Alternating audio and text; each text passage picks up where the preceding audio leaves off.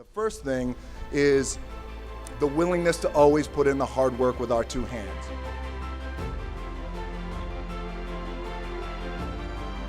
Let me just speak from the heart, speak from my gut, and really not have anything prepared, but just tell you what's worked for me. And maybe some of the stuff that's worked for me might work for you. Now, currently, presently, as you guys have your goals and ambitions, NBA championship, MVPs in this room, things like that, but then further on down the line, as you guys continue to live your life.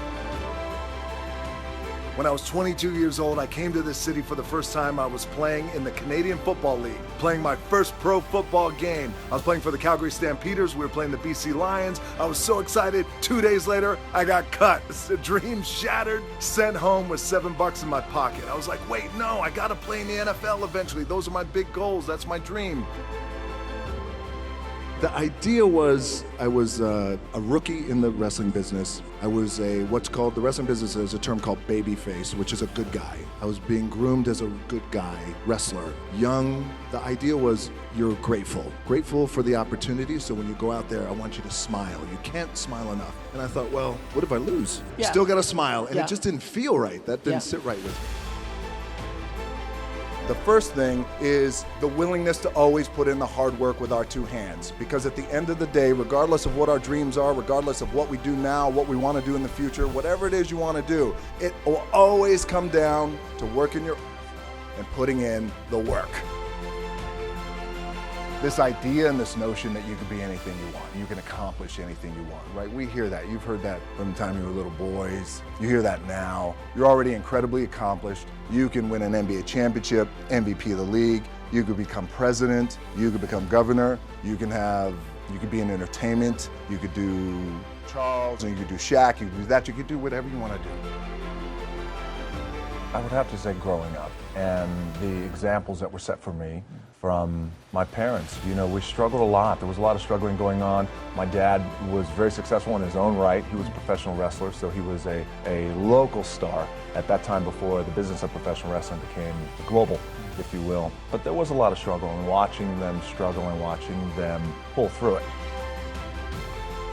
You realize that playing in the NFL was the best thing that never happened because it got me here. So my point is, look, you're gonna get your ass kicked. We're gonna get the shit kicked out of us. You gotta get up. You gotta have faith that the one thing you wanted to happen oftentimes is the best thing that never happened. So have faith and just keep that in mind and keep plugging away.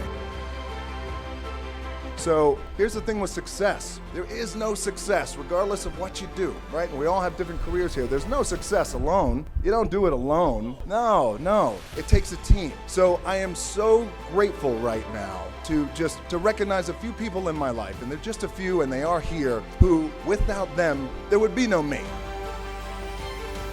I knew I wanted to be something, and it was important to me to be something. It was important to me that I didn't fail. But by the way, and if I did fail, at least what was also important was the lesson. And I didn't realize that until I got older, because you know, when you're in it, you're in the grind, you don't really recognize those things when you're younger, but I could recognize them now and the importance of them now. And just in terms of the drive and the determination, a lot of it was experience too.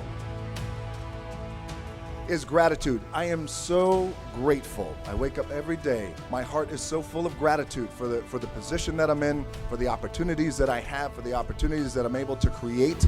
But guys, here's the thing with success, right? We're here, we're celebrating this, we're in the Mecca. This is Hollywood. We're in LA. We're the Mecca of entertainment around the world. It all starts right here, right?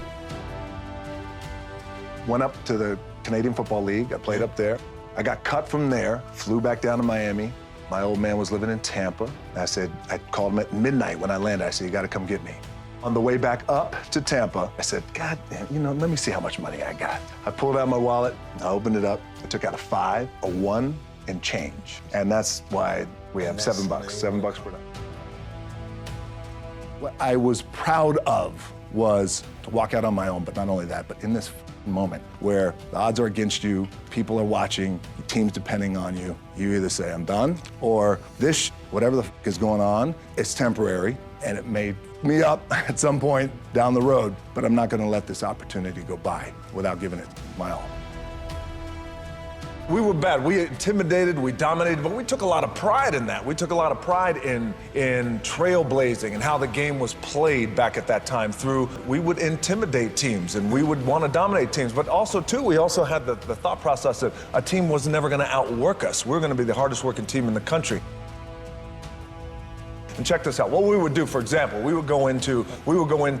so we had a big game against Florida State. So we would go into their Doak Campbell Stadium. And instead of going through your general practice, what we would do is we would do things a little bit different just to intimidate them. So as a team, we would kind of all line up. We're in their stadium. You got their staff. You got some players watching us. Instead of going through our plays, we would just start to give cadence calls.